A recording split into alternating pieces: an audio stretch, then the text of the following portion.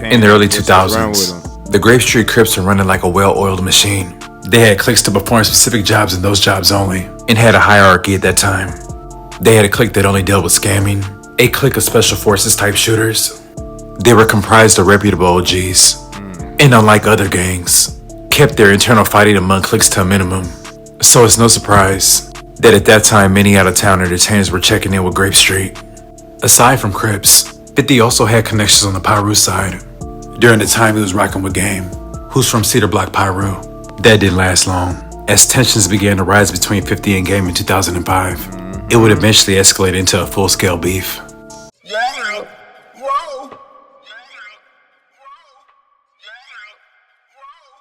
Welcome to Hood War Stories. In this episode, I'll be discussing why 50 Cent never had to check in. 50 Cent arguably had the best debut album of any rapper in hip-hop history. Get Rich or Die Trying was a raw, uncut, street-certified classic. Before he got the name 50 Cent, 50 was known as Boo Boo in the Southside Jamaica, Queens. Aside from the Queensbridge projects, Southside Jamaica, Queens is historically among the most dangerous areas in Queens. Culturally and aesthetically, New York City contrasts from LA on many levels. But out of all the neighborhoods in New York City, Southside Jamaica, Queens would come the closest to resembling the layout of LA neighborhoods. Unlike the other boroughs that are mostly comprised of apartments and high-rise housing projects, Jamaica, Queens consists of modest homes with the downtown and several main streets for shopping. From the beginning, 50 has incorporated LA culture in his music. In his song Problem Child, he talks about him and his cousin in LA getting shot at by Mexicans. His opening track on Get Rich or Die Trying, What Up Gangster, is the true gangster's anthem that's specific to LA gangs. And although gangbanging in NYC at the time was in full effect, you could tell 50 had LA in mind when he wrote the track. Even on G Unit's Beg for Mercy, there were several LA references. During 50 Cent's breakout era, there are questions on whether he ever had to check in when arriving in LA. Checking in is a term used when someone travels outside of their home city to another city. During that travel, the individual must check in or meet with the local street representative on arrival to pay a tax or a fee for permission to move about freely and to have an event or conduct business in that city without the risk of harassment or potential danger from criminal elements. Big U and the Rolling 60s are widely known for allegedly requiring a check-in for out-of-town entertainers or gang members. Any type of production being held in the 60s needed to go through Big U first.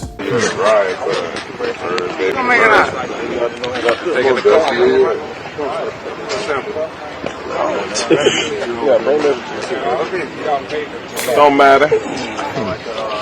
You're a nice I don't know, 50 I don't see 50 checking in and shit, boy. 50 used to move militant. Movie production in the hood. That's how we do it, you know, man. Top flight, baby. Security. GB running this here movie set in the hood. Come on out here. Coming out here and checking in with GB, getting these movies done. You better know it. You know what I mean? Anytime you want to do movies in the hood, just check it in. We can make sure it's done. Movies, videos. But if you don't check it in, Oh, well. Check your ass out. we're going to check you in, all right? We're going to check in all of your equipment. We're going to check in all of your equipment. When 50 Cent first splashed on the mainstream, Big U was barely getting out of prison and hadn't fully enforced the system by that point. Everyone knows 50 Cent was rolling with Dre, but there was talk that 50 Cent was also tapped in with the Grape Street Crips, based out of Watson and Jordan-Down housing projects. He mentions this in his track Better Ask Somebody.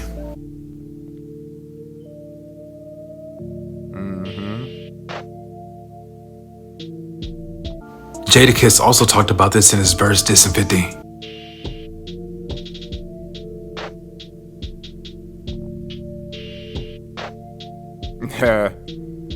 In the early 2000s, the Grape Street Crips were running like a well-oiled machine. They had cliques to perform specific jobs and those jobs only, and had a hierarchy at that time. They had a clique that only dealt with scamming, a clique of special forces type shooters. They were comprised of reputable OGs, and unlike other gangs, kept their internal fighting among cliques to a minimum. So it's no surprise that at that time many out-of-town entertainers were checking in with Grape Street. Aside from Crips, 50 also had connections on the Piru side. During the time he was rocking with Game, who's from Cedar Block, Piru. That didn't last long, as tensions began to rise between 50 and Game in 2005. It would eventually escalate into a full-scale beef. Since then, countless diss tracks have been aimed at one another, making this one of the longest-running feuds in hip-hop history. At the height of their beef, and while Game was on his GU Not campaign, 50 went ahead and brought Spider Loc on board. Spider Loc is an official stand member from the 9/7 East Coast Crips. He was raised in Compton and dragged New Park Crip territory. 50 saw potential for a G Unit West, but after things went south with Game, he signed various LA rappers, mostly Crips, to fill those roster slots.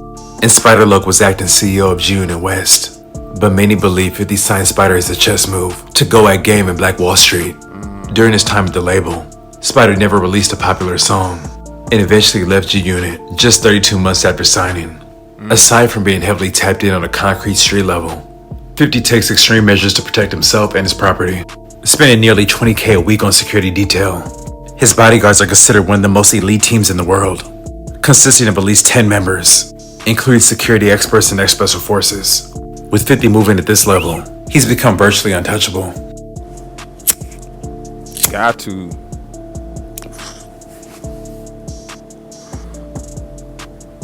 I'd like to thank you guys for watching. Please like, comment, and subscribe. Yeah, man, I don't know. 50 wasn't going for no check-in shit, man. Like I said, he used to move militant. I mean, everybody at this point know 50 passed. 50 wasn't known to be no bitch or nothing like that. You know, you weren't pushing him over or nothing like that. And I was a super big fan of 50 at a very young. I probably shouldn't even been listening to some of them lyrics and that, but shit, it was raw. You know what I'm saying? Like I'll never forget one of my favorite songs from him coming up was Mini Man. I played the shit, man. When I tell you I had that shit on repeat. I remember we was going back home to Chicago. I mean, not to Chicago, but Arkansas. Man, I must have played that in my Walkman at the time like over 100 times. I played that whole mix. Like I used to play that over and over. At the time, like 50 was like the only one I was listening to. So he just had that just like attitude, like, all right, you could try it if you want. I'm gonna show you how it's gonna end up. And I just always respect that, cause I mean, why not? Like, you know what I'm saying? You stand 10 toes. So, you know, as a man, you gotta respect it, especially if you move the same way. You know what I'm saying? So, but I don't know, 50 checking in. Then you gotta figure, at that time 50 was in his prime. You gotta figure Big U was in prison. You know what I'm saying? He was locked up. So, you know, it wouldn't even have been a chance of him running in or trying to have 50 check in. And then you could say, yeah, you got the you got the lower shot callers that's, you know, underneath Big U that could have possibly pressed 50. But again, if that was gonna happen, it would have. You never heard nothing like that. Like I said, 50 wasn't known for, you know, to be messed with like that. Like, you know what I mean? Like he wasn't. I mean, he had his beefs, but just like everybody, you gonna present yourself the way. And 50 was a gorilla out there. Everybody know that. So I mean, like I said, that man wasn't checking in nowhere, respectfully. You know what I'm saying? But yeah, man. Shout out to 50 though, man. Y'all already know how it go. I'm checking out. Peace. Yeah. Whoa.